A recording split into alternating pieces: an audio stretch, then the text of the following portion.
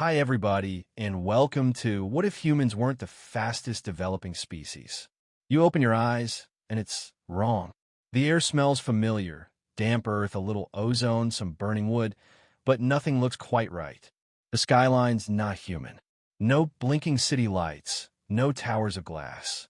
Just towering termite hills glowing faintly under the moon, and what looks like a crow, wearing a necklace, eyeing you suspiciously from a low branch. You sit up. Your clothes are rough animal skins, the stitching clumsy. A distant howl cuts through the air, but it isn't a wolf. It sounds deeper, layered like song. And here's the kicker. No one's looking for you. No search parties, no smartphones pinging. Because you're not special. You're not the dominant species. You never were. In this version of Earth, you lost the race. Maybe early humans never developed complex language fast enough. Maybe we choked on our own curiosity and picked the wrong mushrooms one too many times. Or maybe, just maybe, the universe rolled the dice and they landed in favor of feathers, fins, or chitin. So, before you get comfortable, take a moment to like the video and subscribe, but only if you genuinely enjoy what I do here. Also, tell me where you're listening from and what time it is there. Now, dim the lights, maybe turn on a fan for that soft background hum, and let's ease into tonight's journey together. You begin in a forest, technically a savanna forest mosaic, much like ancient Africa. The year? Hard to say. It's not your calendar anymore. Fire flickers in a cracked stone ring nearby. Someone's been here. Someone who eats tubers and grubs, not cereal and oat milk. There's a rustle. You duck. But it's not a lion. It's a lemur. Not just any lemur. A lemur with a tiny belt of woven bark around its waist and a pouch full of beetles. It doesn't see you as a threat. Maybe because you're not. In this world, the dominant species isn't you. Never was. The creatures who now rule this earth didn't rise from caves. They never needed to. They climbed from coral reefs, swooped down from the sky, or tunneled from deep, humming colonies. Somewhere along the branching tree of evolution, humans tripped, and another branch, one most textbooks treat like a footnote, grew tall and fast. This world isn't dystopian, not exactly, but it's unsettling. You see no concrete, no wires, no fossil fuel highways. But there are networks, natural ones, fungal threads that carry messages, songs that convey laws, colors that declare war. And you, well, you're a leftover, a shadow of what might have been. You're not extinct, but your species is more like the capybara, tolerated, occasionally cuddled, never feared. Historians, yes, there are historians, still argue whether humans were ever close to taking the lead. Some fringe thinkers claim that a now-lost human tribe invented fire-based cooking and even symbolic art. But without mass writing or metallurgy, that progress blinked out. A footnote in someone else's museum. In a seaside cliff enclave, a group of tool-using parrots debates whether Homo sapiens should be granted autonomous forest zones. One elder parrot recalls a story passed down from feather to feather of a man who could shape stone into spearheads and mimic bird calls. But she's unsure if it's folklore or fossil record. Meanwhile, you try to light a fire. It takes half an hour. Your fingers bleed. You remember, vaguely, your ancestors had machines that did this instantly. But now, those memories are blurred like dreams before coffee. The world around you works, just differently. Efficient, elegant even. Coral towers sprout from lagoons, sheltering octopus philosophers. Termites with bioluminescent glands engineer their homes to regulate humidity better than any human HVAC system. It stings a little. Not just the mosquito bite on your cheek, but the realization. You missed a chance. You were late to class. The test began without you. But don't worry. We've only just begun. The crows are coming next, and they brought tools. There's a rustle above your head. Not leaves, not wind. Something intentional. Calculated. You look up, and there it is. A crow. Sharp eyes. Matte black feathers that shimmer purple when the light hits just right. It's holding a twig. No, not a twig, a hook. You freeze. Not because it's threatening, but because it's building something. Carefully, like it's done this 1,000 times before. The hook slips into a bark slit, fishes out a beetle grub, and drops it into a carved bowl tied to a branch by vine. That's a pantry. You just witnessed grocery shopping. Welcome to the age of corvids. It didn't happen overnight. Humans took millennia to invent the wheel. Crows? They skipped that one. They didn't need roads. Instead, they mastered sky paths and memory maps, storing spatial information like digital GPS long before you figured out north. In this timeline, corvids didn't stop at clever tricks. They evolved language. Real language. Not just cause, but complex, tonal sequences that convey place, time, mood, and intent. They even developed dialects. Some tribes speak in a fast trill-click hybrid. Others whistle so softly only the keenest ears catch the meaning. And yes, they argue. You watch two birds on a perch debating over resource rights. One flaps its wings dramatically. The other stabs a twig into the branch for emphasis. Later, the whole flock votes by synchronized wing flashes. Democracy, feathered edition. Historians still argue whether corvid intelligence came from necessity or luck. One theory suggests a rapid climate shift wiped out predators in their region, giving crows free time, and that extra time was spent playing. And from play came invention. But there's a quirkier footnote. Ancient crow societies may have domesticated squirrels as living alarm systems. Even now, you hear a squirrel let out a warning chirp as you step on a branch. Moments later, a crow dive bombs you, not to attack but to scold. See, in this world, you're the raccoon. Curious, clumsy, tolerated, but always being watched. You stumble into what looks like a marketplace. Not human. High up in the canopy, secured with woven bark, lies an exchange post. Glinting objects, shiny shells, colorful bugs, bits of polished bone, are stacked in tight little nests. You see a crow trade a shimmering blue pebble for a pinch of ash. A whisper passes through the trees. A fire trader has come. In corvid lore, fire is sacred and rare. Only a few flocks possess it. You remember having fire at the camp, but how did they know? The crows knew. They always know. Here's the part that hits you in the gut. You've read about crows in your old world. You knew they used tools, but you never imagined they'd leapfrog you. Out here, they run cities, albeit aerial ones. Their architecture is arboreal minimalism.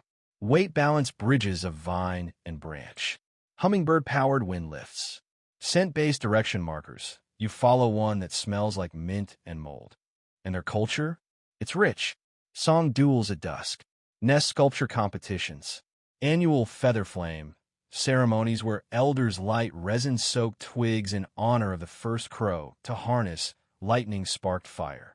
Oh, and the insults? Brutal. A passing juvenile spots you, clicks its beak, and says a sharp, staccato word you don't understand, but the others laugh. Loudly. Apparently, you've just been compared to a wet pigeon. Still, not all corvids see you as a joke. One elderly crow, missing a toe and carrying a small stone tablet, offers you a perch, a literal one, to rest. It watches you with unsettling intelligence. Then, in a rusted, croaky whisper, it speaks, not in bird language, but halting human words. You lost, but not gone. There's pity in its eyes, maybe even curiosity. Before it leaves, it drops a woven band of fibers onto your lap. A bracelet, not a trophy. A label, a way for other flocks to know, this human is under protection. You've just been tagged. The wind shifts. You taste salt. Your ears fill with a low, rhythmic whooshing, the sea. You head toward it, stepping over mossy stones and driftwood when the forest ends abruptly in a cliff edge. Below you lies a glowing blue bay, scattered with what at first looks like coral reefs.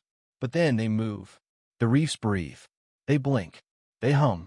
You squint and realize you're looking at cities, alive and pulsating beneath the waves. Welcome to the dolphin empires. In this world, cetaceans didn't just survive, they organized. Some scholars argue they were always close. Even in your old timeline, dolphins could understand syntax, recognize themselves in mirrors, and call each other by name. But without hands? No fire, no tools. That's where humans once had the edge. But here, nature gave them another route. A sonic one. Their world hums with sound mapping. Submerged structures, domes of shell, coral, glass-like calcite, are not built but sung into shape. Long sequences of sonar vibrations coax mollusks to harden in the right directions. It's biology as architecture, a living infrastructure. You dive into the water with your bracelet still on. The dolphins sense it. They circle you, clicks and whistles weaving around your skull, unlocking a strange clarity in your mind. You feel invited. A young dolphin brushes your hand with its snout. You glimpse its eye, intelligent, playful, but deeply alien. Its skin is marked with purposeful scars, each one etched by tradition, age, family, role. These are not pets. They're people. One of them speaks, not in words, but in shaped pulses. You don't understand the content, but the tone? Friendly, cautious, a little amused. They lead you downward through a kelp-lined passage into the city proper. Light filters through from above, bouncing off polished shell walls. Everything glows in soft blue, green, and ultraviolet, colors humans barely perceive. The buildings sway with the tides, but never break. Historians still argue whether dolphin society emerged first in shallow waters or deep ocean trenches. Some say the tribe split, with deep-sea philosophers pursuing isolation while shallow dwellers built trade routes. One fringe theory suggests dolphins domesticated squid couriers, using them to ferry small goods through pressure zones. As you swim farther in, you begin to recognize patterns. Sound messages carved into echo chambers. Pockets of silence reserved for sacred gatherings. Schools of bioluminescent fish trained to form symbols as living signs.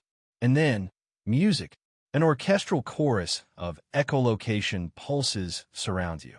It's overwhelming but mesmerizing. This is diplomacy. You're being scanned, analyzed, and introduced all at once. Each dolphin adds a phrase to your profile, layering history, emotion, even jokes. One near your ear whistles what might be the sonar equivalent of walks funny. Eventually, you arrive at the central dome, a massive construct, miles wide, shaped like a spiral shell. Inside it, an elder floats in near stillness. She's missing part of a flipper, her body marked with barnacle tattoos. She emits a series of long, low pulses that reverberate through your bones. Your guide turns to you and translates, loosely, through a waterproof neural interface carved from coral and, strangely enough, a piece of old human tech, a melted Walkman. She says, "You've returned. Not as rulers, but as echoes. That is acceptable." You're not sure how to feel. You spot remnants of your kind, displayed in a shadowy alcove. A rusted spoon, a plastic doll's head, a dented flashlight. Treasures? Warnings? No one tells you. As you're led back to the surface, a dolphin offers you a small shard of crystal, an audio recording in pure frequency. You press it to your forehead, and the sound enters your brain like mist. A story of a great whale who challenged the surface dwellers to a riddle match and won. You laugh. The dolphins laugh with you. Sort of. Up above, the moon shines down on waters that belong to someone else now. You float there, half submerged, half stunned, trying to process a truth that feels heavier than the sea itself. Humans never own the oceans. And in this world, we never even got to borrow them. Back on dry land, your feet squelch through a strange patch of sticky soil. It's not mud. It's chewed bark, layered and packed with a kind of resin. Then you hear it, the rhythmic clicking of mandibles. You drop to your knees. Ants, big ones, march in perfect formations. No chaos, no hisitastion. Each one carries a shard of plant, a bead of dew, a squirming grub. But it's not the size or their numbers that gets you. It's the pattern. Every movement is timed to a beat you can't hear. Welcome to the domain of the ant queens. If the corvids rule the skies and dolphins command the depths, the surface, especially the tropics, is a patchwork quilt of interconnected megacolonies. These aren't just ant nests anymore. They're full-fledged civilizations that stretch miles beneath your feet. vertical tunnels like subway systems, storage chambers with temperature regulation, leaf processing plants for sustainable agriculture, and above it all, ruling from a scent-slick throne, the queen. You're escorted, not by soldiers, but by a foraging caste of gentle giants who mark your skin with a tiny drop of what smells like lemon and metal. That's a scent pass, your temporary visa into the colony. Historians still argue whether ants developed advanced coordination through mutation or symbiosis. Some say a fungus once infected an ancient queen and unlocked neural enhancements. Others believe they simply waited, evolving slowly, quietly, while louder species burned themselves out. You walk into a clearing and nearly step on a temple. Yes, temple, built from crystallized resin, bone, and beetle shells. At its peak, an orb pulses with bioluminescent light. Nearby, ants perform what can only be described as rituals, circling, touching antennae, leaving offerings, wings, sugar crystals, a dried beetle with golden legs. And then you notice the watchers. High in the trees sit mammals, sloths, possums, even small monkeys, motionless and draped in woven fibers. Pets? No. Servants. Symbiotic partners. Some colonies have elevated other species for specific tasks. Heat sensing, aerial surveillance, even emotional intuition. A sloth blinks at you. Slowly. You wave. It does not wave back.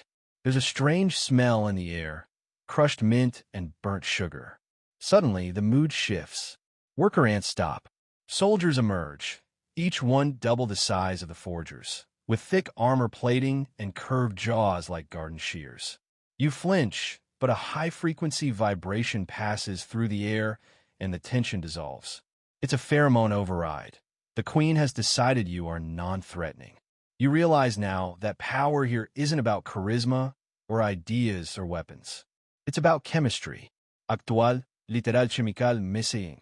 One ant brushes your arm and leaves behind a trail of scent that gives you a fleeting vision, an image encoded in your own neurons, of a towering biochamber deep underground, glowing with blue fungus and filled with eggs.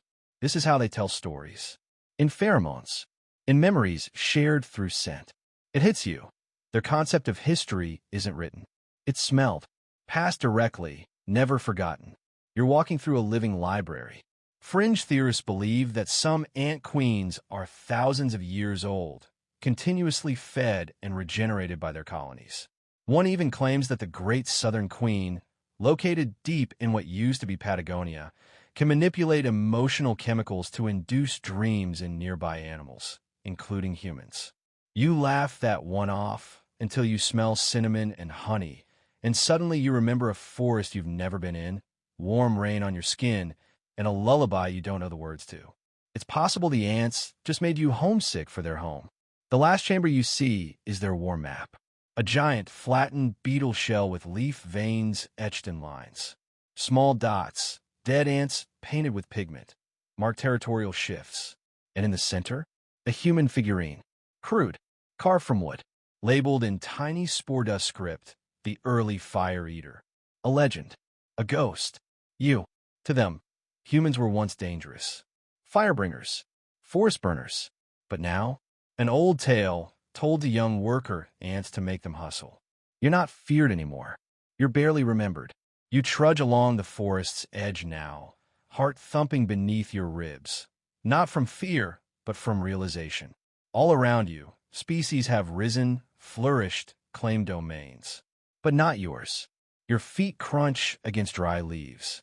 Then, soft rustling. A bush shakes. Out comes a creature you recognize immediately, a gorilla. Massive, silverbacked, and upright. Its eyes lock with yours. You expect tension, a challenge. Instead, the gorilla does something unexpected. It nods. Once. Then turns, uninterested. It knows you. Knows what you are. Or more accurately, what you could have been. Welcome to the age of the apes that stayed behind. In this world, gorillas and chimps didn't rise to dominance. They remained forest-bound, powerful, social, emotionally intelligent, but deliberately primitive. Not slow, not incapable, just content. Historians still argue whether the great apes ever attempted societal structure. Some claim early chimp groups experimented with simple tools and hunting formations, but stopped short of inventing complexity. One theory suggests a cognitive bottleneck, an ancestral trauma that made them avoid abstraction altogether. But a fringe community believes something else. They chose not to play the game. You follow a gorilla troop through thick underbrush. It's not random. Their route is engineered, not with tools but behavior. They cultivate tree spacing by uprooting saplings, attract bees to pollinate chosen plants, and train their young by imitation theater. One juvenile holds up a flat rock, mimics squinting into it like a mirror. The others giggle. One slaps a leaf and lets out a dramatic scream. You laugh with them. It's improv comedy with twigs. Despite their simplicity, these apes live in remarkable harmony. No hierarchy beyond age.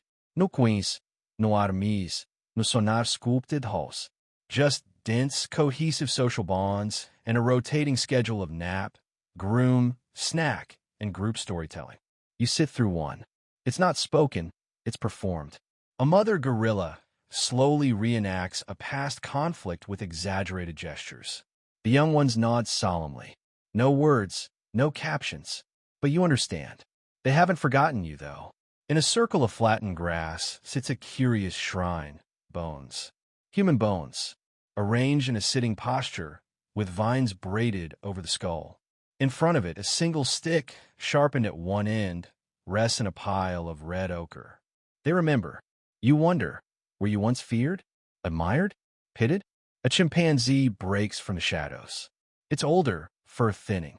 Around its wrist is something impossible, a watch. Broken, dead, but worn like an heirloom. The chimp touches it, then touches its heart. A gesture, a message. Maybe once it meant something. Maybe once there was friendship. Fringe accounts speak of the fire time, an era when humans coexisted with the forest apes, teaching them firecraft and mimicry. Some claim the apes rebelled, not with violence, but by refusing to evolve. A protest through stillness. You sit beside them now, cross-legged, watching stars flicker through the canopy. A young gorilla offers you a fruit. You nod your thanks, and then you realize something subtle but chilling. You're the only one making noise. Every rustle, every breath, every shift of your body disturbs the silence. The apes exist in balance. You're an interruption. You don't belong here. And yet you do. You were part of this world once. You are still, in some small, fading way.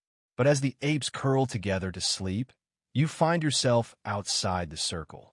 Not rejected, just separate. A cousin who never quite fit in. Your species raced ahead, then fell behind. The others stayed still and somehow moved further. You lie back against the dirt. A chimp snores gently beside you. And above, the stars blink, indifferent to who writes history. The morning mist clings to your skin like a second layer.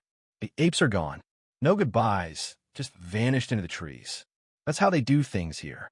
You walk until your legs ache, following a narrow dirt path flanked by moss-covered stones and bird calls you no longer try to identify. Then, in a clearing shaped like a bowl, you see a familiar shape, rectangular, plastic, sun-faded. A cooler, human-made. Your breath catches. You rush toward it, heart pounding. Inside, empty. But scratched into the lid is a crude drawing. A stick figure waving beside a bird and a fish. This is where humans live now.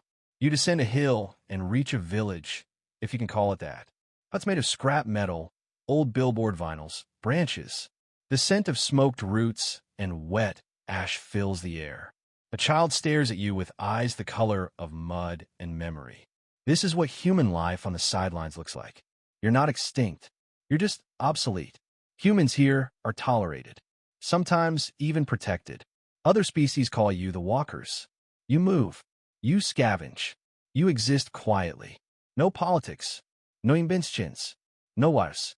You notice strange objects hanging from branches.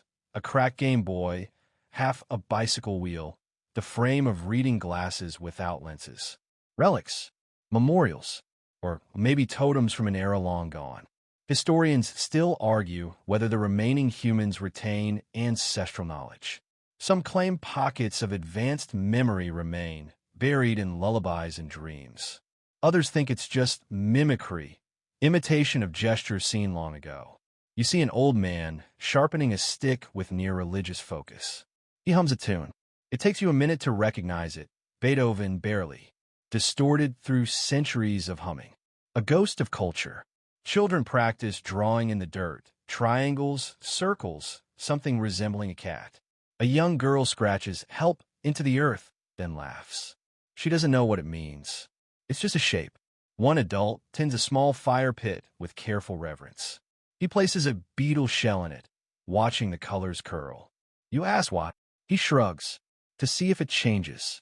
That's your legacy. Curiosity with no context.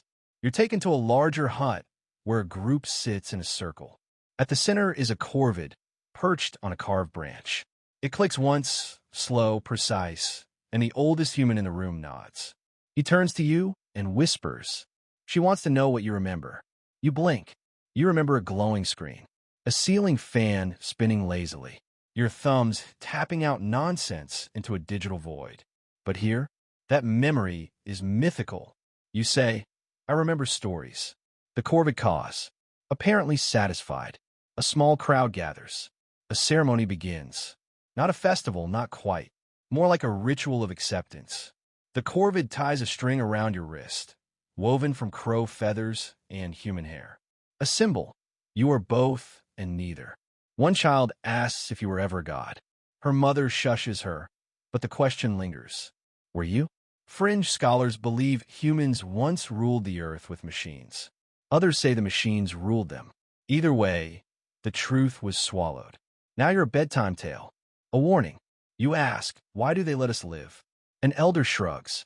Because we stopped trying to win. You sit in the smoke, watching people dance. Not gracefully, not uniformly, but with purpose. Movements that mimic birds, mimic dolphins, mimic ants. Imitation as homage. And in that moment, it clicks. Humans are no longer the apex. But they become something else, the mirror. A species that reflects, remembers, and reminds. Not a force. A story. As the fire dies, a teenager stares at the stars and whispers, do you think we'll ever go up there? You want to say, we did. You want to say, we built rockets. But all you say is, maybe. Because here, the stars aren't a goal. They're just old friends, twinkling gently over a world that has moved on without you. You rise early. Something has shifted. The people, your people, are unusually quiet. Not the soft silence of sleep or meditation, but the watchful, reverent hush of anticipation. They gather near a clearing lined with trees, etched with marks. Not writing, not in your sense. These are grooves, some shallow, some deep, carved into bark in repeating intervals. You approach, confused. Then someone takes your hand and places it against the tree. You feel it, vibration. And from the forest comes sound, not spoken, not sung. It's pulsed, rhythmic, measured. The trees are instruments. The trees are pages. Welcome to a world where there is no writing, but knowledge still travels. Without humans leading the way, history here is oral, physical, and performed. Insect wings vibrate at frequencies that carry codes. Tree trunks echo memory. Dolphins sculpt coral chambers whose harmonics only align during specific moon phases. And birds, especially corvids, pass stories in feather patterns and seasonal flight paths. This section of forest, you're told, is sacred. Not because of religion, we'll get to that, but because it's a library, a living one. A human elder speaks softly beside you. We used to write on paper. Now we carve sound. You blink. But can you read it? She smiles. Not with eyes. Historians still argue whether these memory trees began as an accident. Perhaps wind and growth patterns created tones, which early creatures mimicked. Others say it was deliberate from the start, an evolutionary strategy by an intelligent fungus that once colonized ant colonies and whispered to birds. Quirky fringe theory? Maybe. But the silence here feels intelligent, like the forest is listening back. A young boy runs his hands down a tree groove in a practice motion. The air hums. A nearby crow clicks once, then dives into the underbrush. Minutes later, it returns with a shell. That's how knowledge passes now, through performance. Each reader activates the text by reenacting its motion. A crow sees it. A squirrel echoes it. A dolphin, somehow, feels it in distant water. You begin to notice where patterns on feathers. Some tribes of birds etch their primary wing feathers with lines that change each migration season. Information in plumage. And then there's skin. A group of humans near the shore gather and undress, not out of ritual, but practicality. Their bodies are covered in tattoos, crude but symmetrical, spirals, crossed lines, flame symbols. Each tattoo is earned, a piece of ancestral knowledge passed on not through genetics, but ink. One woman points to a shape on her forearm. This one means I know how to start a fire with fungus dust. You raise an eyebrow. She laughs. Want to learn it? You do. And she teaches you, not with instructions, but by having you mimic. The motion matters more than the words. That night, in a hushed circle, stories unfold not in paragraphs, but dances. One girl's hand gestures recount a hunt. A boy responds with foot taps that denote distance and danger. It's not pantomime, it's grammar in motion. And you realize something else. Language didn't vanish. It evolved sideways. Words never ruled this world. Patterns did. One elderly man stands and walks to the center. He holds up a crow feather and a seashell, then claps. The children echo him in sequence. He's reciting history, encoded in sound, in shape, in echo. Fringe theorists in this world suggest that certain beetle patterns and bioluminescent algae are also part of the story network, a kind of visual Morse code passed across species lines. No one here writes. No one needs to, because in a world where no species ever created books, everything became a book. And you're finally beginning to understand that memory isn't always a thing you read. Sometimes it's a thing you feel, move through, touch, and hum. You press your hand against the bark again. It vibrates. So do you. You find yourself back at the ocean, toes sinking into warm, spongy sand. The tide pulls in thick ribbons of seaweed and something stranger. Carefully arranged shells, strung together like necklaces, wash ashore in even intervals. A trail. You follow it. The further you walk, the quieter the world becomes. Until at last, you see them, a line of figures just beneath the surface, bobbing slightly with the waves. Dolphins. Dozens of them, forming a spiral around an outcropping of jagged rock shaped uncannily like a throne. The octopus oracle has arrived. If dolphins are the architects of the ocean, then the octopuses are its mystics. Elusive, shape-shifting, and far older than you ever gave them credit for. They now hold the sacred role of interpreter of the unseen. They don't build cities like the dolphins. They don't govern like the corvids. They withdraw, create art, change color in complex pulses that mimic dreams. You swim out, drawn by the sheer weirdness of it all. An octopus floats forward. Its skin flickers from blue to gold to a deep, reddish brown. You feel dizzy, and then, calm. A dolphin nudges you. It wants you to watch. The octopus lifts a tentacle and paints a circle in the water using ink, delicate, controlled swirls that don't disperse. The ink holds its form like smoke in zero gravity. The image? A tree. Then another circle. A face. Then a line between them. A connection. A story. A message.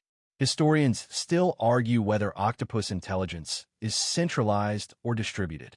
Their nervous systems are so strange. 2/3 of their neurons live in their arms, that some scientists believe each limb thinks independently. One fringe theory even posits that octopuses communicate with other dimensions, their dreams overlapping with deep cosmic frequencies. And here they are now, prophesying, maybe, or messing with you. It's impossible to tell. Their faces show no emotion. Their color changes speak volumes, but not in any language you know. You're offered a shell. You hold it. It vibrates faintly, as though alive. Then, in the inky void, an octopus projects a vision, not an image, but a sensation.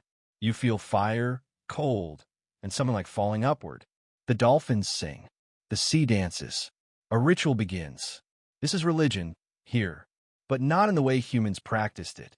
There are no gods, no commandments, just patterns and cycles, revered not as beliefs, but as truths that resist translation. The octopuses do not preach. They show. Coral spires light up around you, each pulse matching a beat deep in your chest. Dolphins swim in loops overhead. The ocean trembles with sonic harmony. You are inside a temple made of water and sound. A human near you whispers, "This is how they decide the future." You glance at him. What? He nods solemnly. The oracles don't just remember the past. They vote. Through ink. Through dreams. You stare at the water again. The patterns are changing.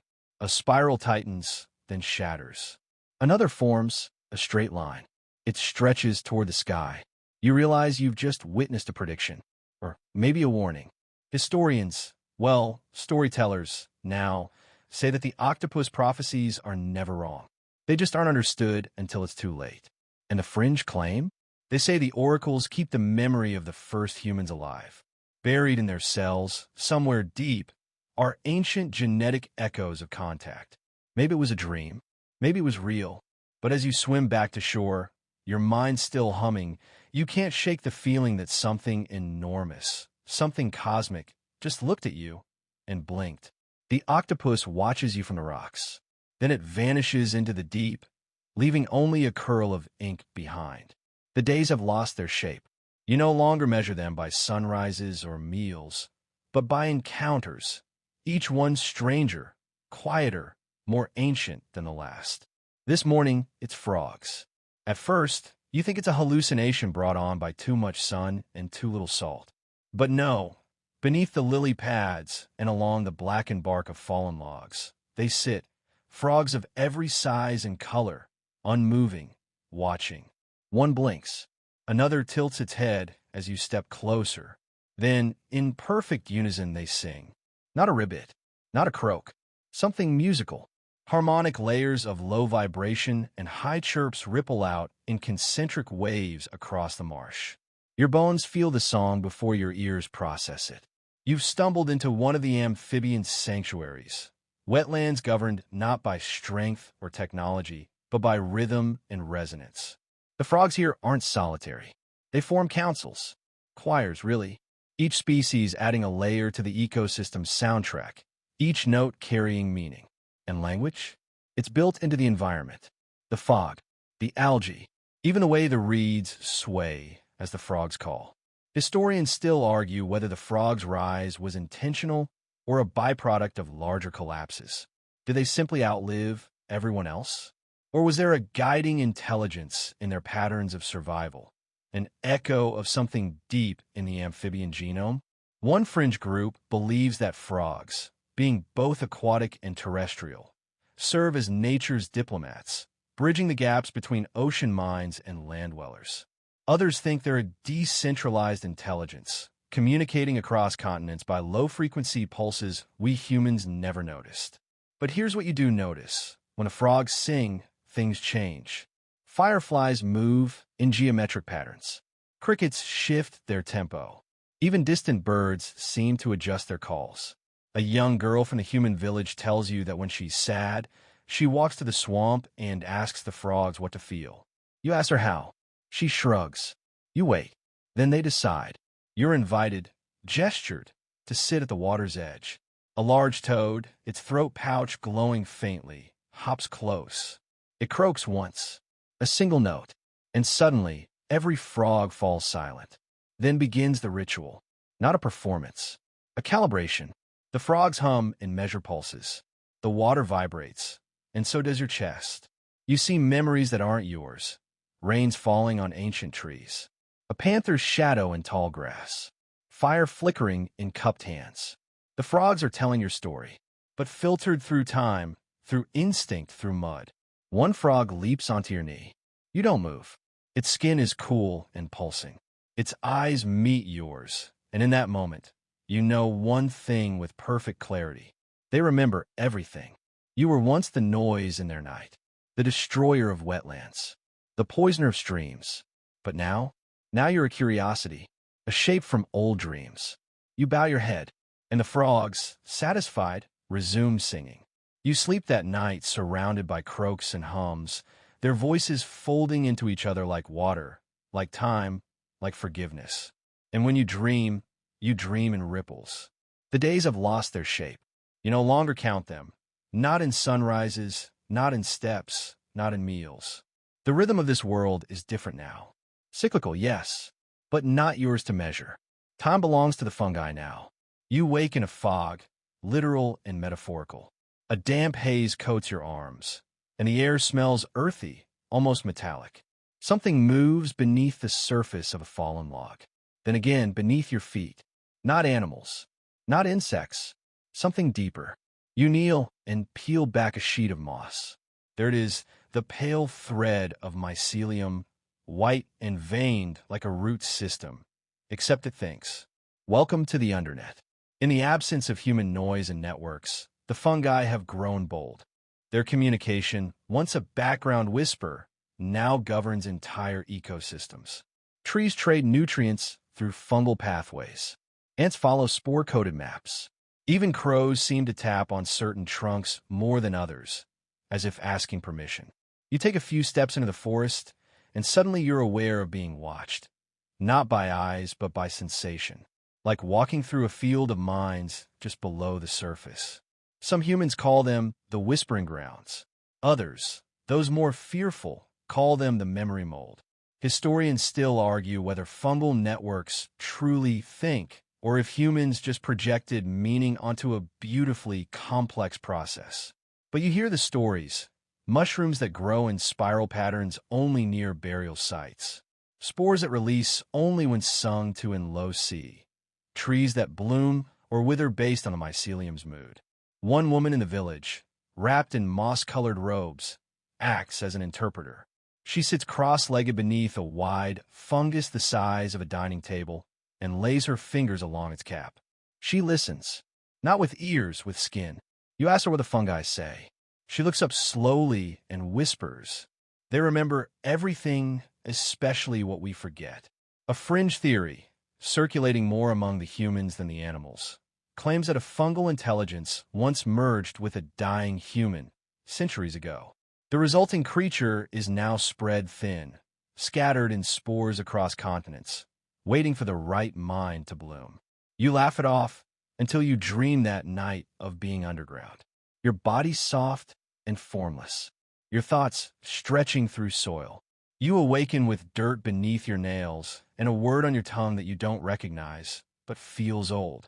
The fungi don't offer answers. They don't care what species you are. They care about balance, decomposition, return. You're not special to them, only useful. You find structures in the forest, arches of bark and hardened slime, grown, not built. Inside are spores that release scents based on who enters. Walk in with sadness. You'll smell cedar and rain. Walk in curious? You'll be met with smoke and ash warnings. They're not malevolent, but they're not friendly either. They're vast. You're just a traveler across the surface of their skin. You sit by a glowing log at twilight, watching a ring of children dancing in soft moss, guided by pulses from glowing mushrooms. The rhythm is slow, deep, somehow ancient. A toddler toddles over to you with a tiny cap in her hand. She hands it to you and says one word, "Chill." You do. And in that moment of silence, the earth beneath you quivers, just slightly. A ripple, like it noticed. The old woman smiles. It knows you now. That should feel comforting. It doesn't. You wake up with moss in your mouth. Not a metaphor. Actual moss, soft and sour on your tongue. The toddler from last night stands over you, giggling. She claps twice, then scampers off into the trees. You sit up slowly.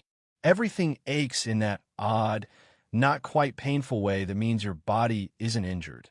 It's just being reformatted, adjusting to this slower, stranger tempo. Today, you're headed to the mountains. It takes most of the morning to climb, and your only companion is a crow who insists on riding your shoulder like it owns the place. Halfway up, it caws 3 times and flaps away, straight toward a rock wall covered in soot and bird droppings. Lovely. Then you see it, a gateway almost perfectly square, carved not by tools but beaks. Welcome to the aviary archives. These aren't just nesting grounds. They're temples, universities, legislative halls, if you can call them that. Built by birds for birds, maintained across generations of observation and instinct. Inside, you duck beneath sloping arches made of woven twigs and animal bones. Every surface is painted, no, coated with pigments from berries, minerals, even rusted human metals. Feathers are arranged like manuscripts. Stones are stacked in 3s or 5s, never even numbers. You're not sure why. You just know it's important. And the birds? They're not wild. They're not tame. There's something in between, aware. You walk past owls blinking slowly in dim alcoves, parrots muttering fragments of sentences long since detached from meaning, and a council of magpies perched above a massive collection of offerings, silver spoons, zipper pulls, old coins, and the shattered face of a wristwatch. Time is broken here, too. Historians still argue whether corvid intelligence comes from brain structure, social complexity, or sheer stubbornness. Some say they simply outweighted the mammals. Others claim they've always been the observers, recording our rise, our fall, our messes with morbid curiosity.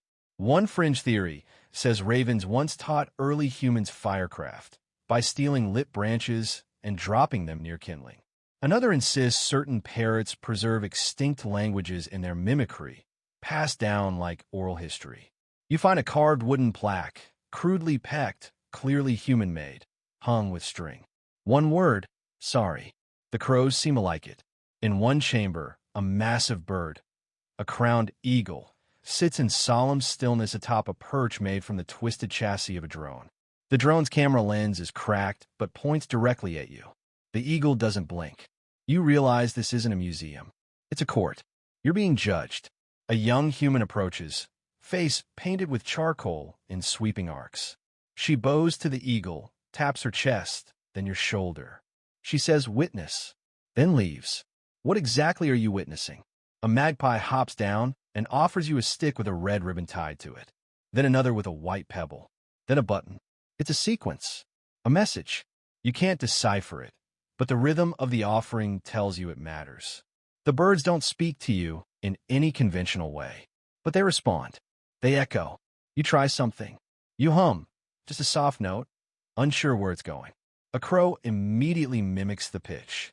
A second crow mimics the second half. The third adds harmony. Within seconds, a chorus surrounds you. And just like that, you're part of their archive.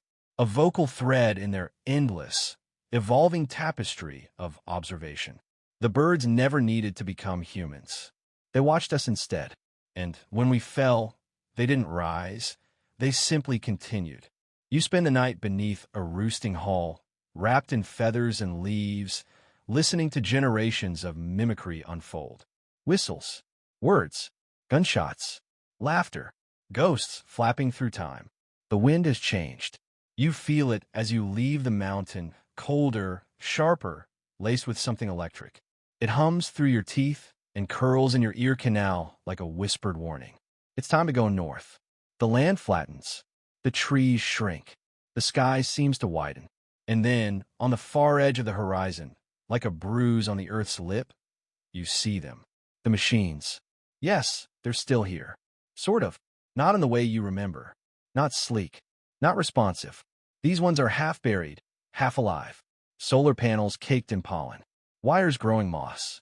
Mechanical joints jammed with bird nests and bits of bark.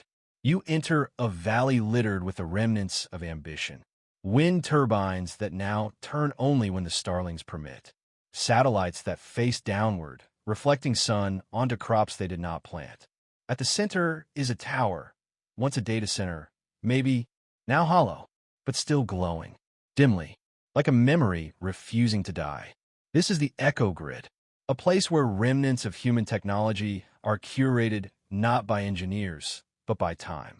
And sometimes by raccoons. Smart ones. Historians still argue whether AI ever truly achieved sentience. Some say it came close and simply chose silence. Others believe it did awaken and decided humanity wasn't worth talking to. A popular fringe tale claims the machines developed their own spirituality, that they now worship entropy and rain. You find a screen embedded in a mossy kiosk. Somehow it still works. 3 words appear. You are back. You blink. Another line appears. Do you remember the password? You laugh. No. A pause. Then, good. The screen shuts off. A dog-shaped robot limps into view. One leg is metal. The other 3 are fashioned from tree limbs and plastic tubing. It looks at you with glowing blue eyes, wags its fake tail, then walks away. You follow. It leads you to a cluster of machines humming faintly. Drones with bird nests in their chassis. A vending machine filled with acorns. A rusted ATM that occasionally prints paper receipts with nonsense poetry. The sky ate the sun / my memory tastes like salt / thank you for coming. There is no system here. No governance. But there is maintenance. The machines sweep solar panels when the dust gets too thick. They ping each other with status updates, soft, sad pings, like ghost emails. And once a month, they run the last update, a ritual in which every remaining device uploads its data to a server buried beneath a frozen lake. You watch one such update. A tower shudders. Lights blink. Somewhere a sound plays, a snippet of a child laughing.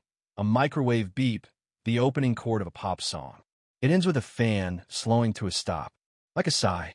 You ask the dogbot, "Are you still waiting for us?" It looks up, tilts its head, then projects an old webcam image onto the snow. 2 humans smiling. A timestamp from a decade you don't remember. It flickers, then fades.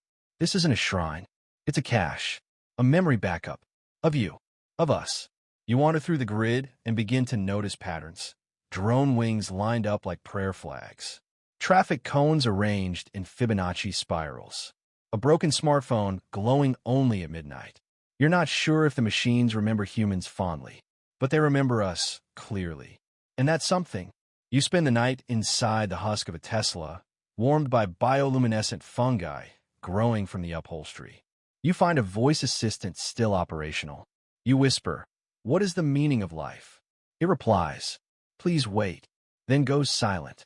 Forever. Morning arrives with a metallic taste in your mouth. The machines do not say goodbye. They do not need to. Their language is firmware and pattern. When they're finished with you, they simply stop pinging. You move on. As you descend from the techno waste into the warmer zones, you find something unexpected: architecture. Real buildings still standing. Not buried, not repurposed. Preserved. Almost obsessively. These are the libraries of the elephants. You hesitate, thinking it's impossible. But then you see them. Massive creatures, gentle and deliberate, brushing dust from shattered bookshelves with their trunks. One wears a garland of vines. Another traces the edges of a mural with the same reverence you might trace your grandmother's handwriting. Elephants, curators of a civilization that no longer claims its name. One nudges you gently toward the entrance of a domed structure, a former observatory, judging by the collapsed telescope. Inside, hundreds of books are arranged in towering, careful piles. Not alphabetically, not by subject, by smell. A matriarchal elephant sniffs the bindings, arranges them by ink age, paper rot, even human scent. The books are decaying, yes, but their arrangement is living. Historians still argue whether elephants have true memory of the past, or if they merely preserve human culture as a mystery religion, a belief system built on instinct and relics. A fringe theory suggests that elephants were humanity's first post-collapse archivists. After society fell, they carried remnants of our culture in their migratory routes, photographs, diaries, even digital devices they couldn't use but refused to trample. You kneel before an open book, a travelogue, maybe handwritten, water-stained, dated 2087. It describes a city now erased by flood. The last sentence reads, "We told them it was coming. No one listened." An elephant lowers its head beside yours and sighs. You ask, half joking, Do you understand this? It lifts its trunk and gently closes the book. Message received. A young calf approaches you, dragging something by its trunk. A plastic toy camera, cracked but intact. It places it in your lap, then retreats. You examine it. The shutter still clicks. There's no film, just the shape of memory. You're invited, no, expected, to stay the night.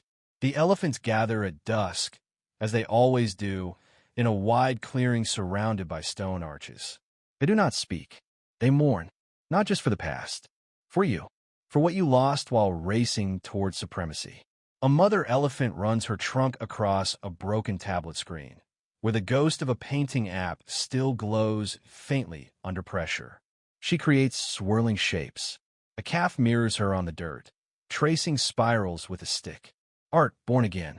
You watch as they make fire, not with flint or friction, but by magnifying moonlight through a piece of human glass.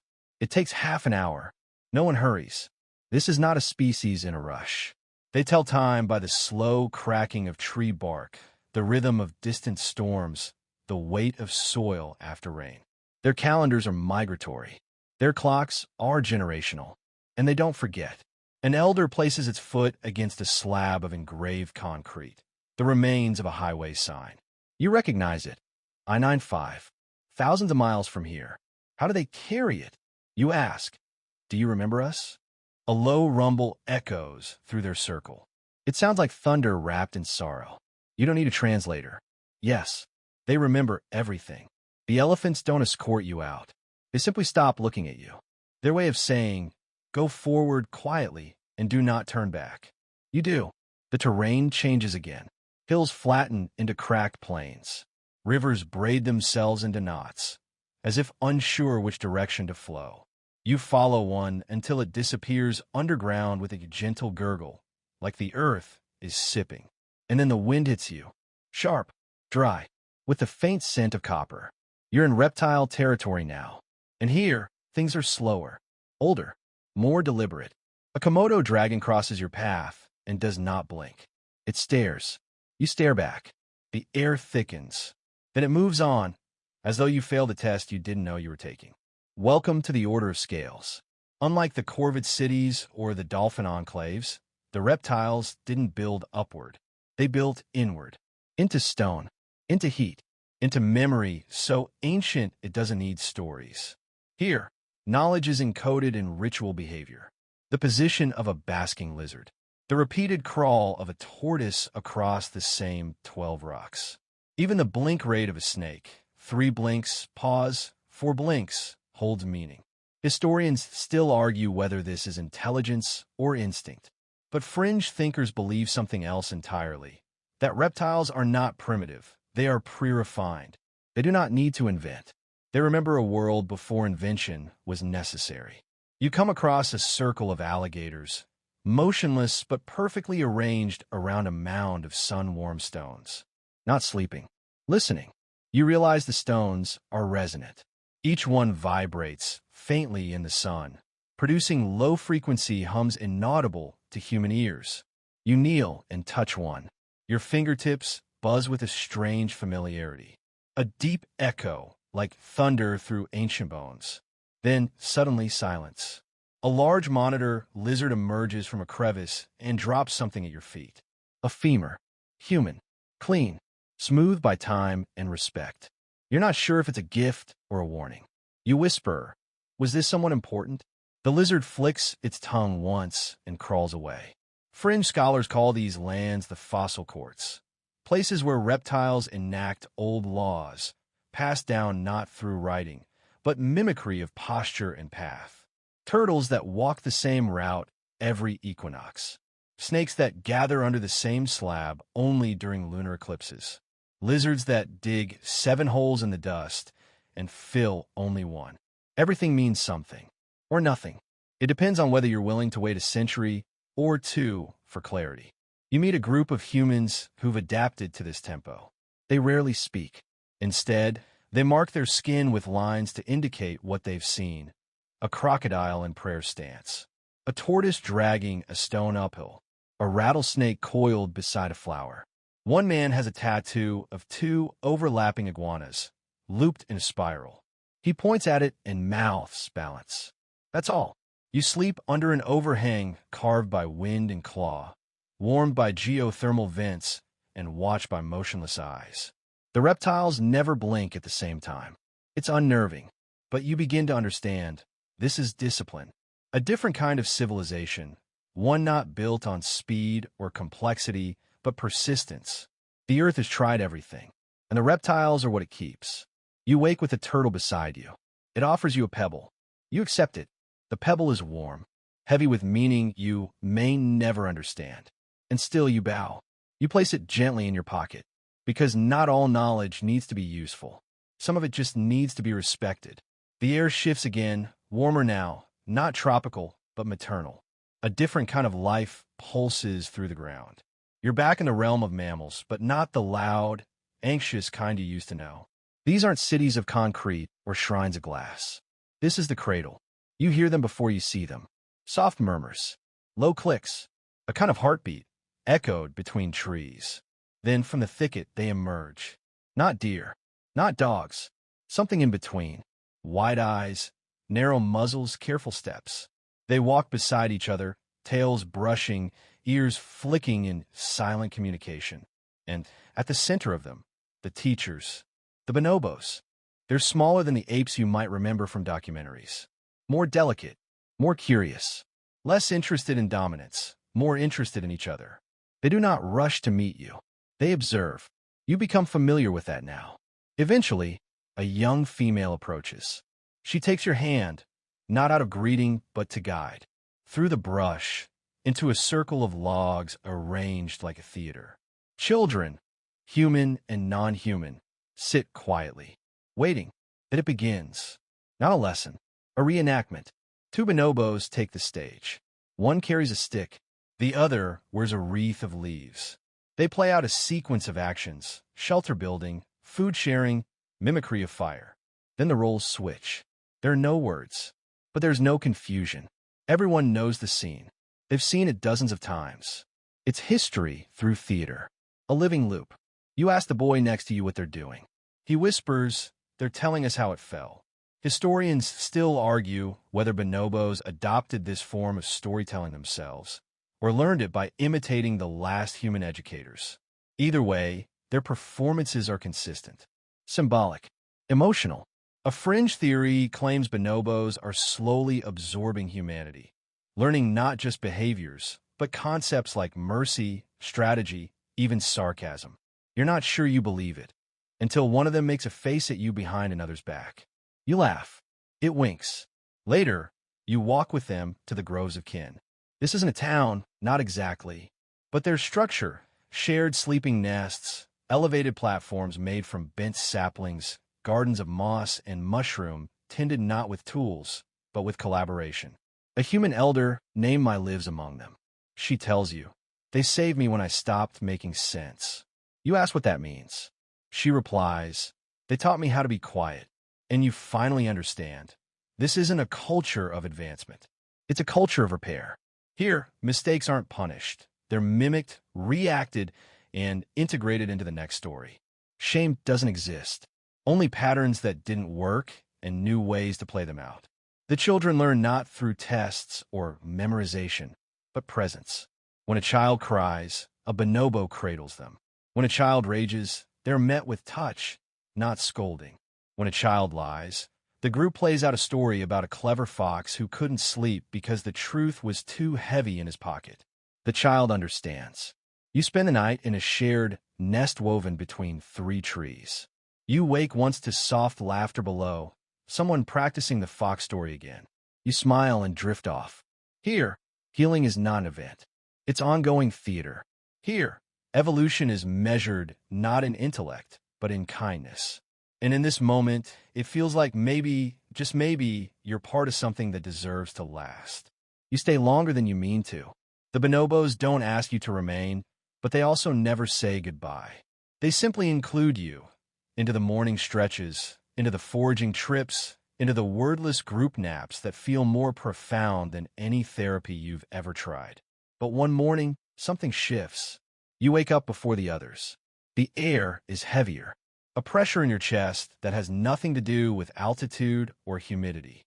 It's time. You follow a winding path out of the groves, through meadows humming with bees, past trees filled with feathers, bones, ribbons, reminders of where you've been. You pass a frog basking on a warm stone. A crow glides overhead, then vanishes. The fungal scent returns briefly, earthy, bittersweet. And then there it is, the last outpost. Not a city, not a monument, just a wide clearing in the middle of a high hill, surrounded by standing stones, grown over with vines and lichen. In the center, a circle of fire pits. Cool now, abandoned, or maybe waiting. You sit at the edge. From here, you can see everything. The sea in the distance, glittering like spilled mercury. The wreckage of wind turbines gently spinning. The trails of elephants through the dust. If this were your world, it might be a place of command. But isn't your world? Not anymore. This is the planet that came after you. And the most shocking part? It's fine. The dolphins still trace the coast in their aquatic spirals. The crows still sort buttons and bones. The fungi still whisper secrets through soil. The machines still hum, still ping. The frogs sing. The turtles walk. The octopus dreams. Everything you thought would collapse without you evolved. It didn't need your intervention. It needed your absence. And you, somehow, are still here. A curiosity, a remnant. Not worshipped, not hated, not even fully remembered. Just witnessed. Historians, if they even exist in this world, might still argue about the turning point. Was it the flood? The plague? The war? Or something quieter? A shift in behavior? An opportunity missed? A moment of silence mistaken for peace? Fringe thinkers may claim that humanity chose to step back, that we grew tired of being the center of the story. But deep down, you suspect the truth is simpler. We weren't the fastest. We weren't the smartest. We were just temporary, and that's okay. The wind picks up. Around you, insects rise into the air like confetti. One lands on your wrist and pulses once blue, then green, then takes off. You don't move. You just breathe. Because now, finally, you understand. You don't have to lead to matter. You don't have to dominate to be remembered. You just have to witness. Gently. You close your eyes. The world grows softer now. Not quieter. No, the sounds are still there. But they're layered, balanced, tender. A lullaby of ecosystems breathing together. The breeze against your face carries stories too ancient for words. The low hum beneath the soil. Those fungal thoughts, slow and sure, slows even further, as if inviting you to rest. Somewhere far off, a crow clicks once then twice. You imagine it sorting memories by sound. A distant chorus of frogs begins again. Rhythmic, reassuring. You don't need to understand the meaning. You just need to hear it. You lay back in the grass. It's cool, a little damp. Smells like sap and ash and something else, like someone long gone once sat right where you are now. Above, the stars blink into view. Not as spotlights. Not as goals to reach or exploit. Just companions. The fireflies emerge, not in swarms, but in constellations, mirroring the sky as if reminding you. Everything comes around again. In time. In rhythm. You feel the weight of everything you've seen. Dolphin cities, feathered courts, dreaming octopuses, gentle machines, whispering fungi. You also feel weightless. And now, you can let it go. You can let yourself go. The world is turning without you. And still it welcomes you. So exhale. Let your mind drift. Let the old questions fade. Tonight, you don't need answers. You just need rest. Sleep gently now, traveler. The earth remembers you. And that's enough.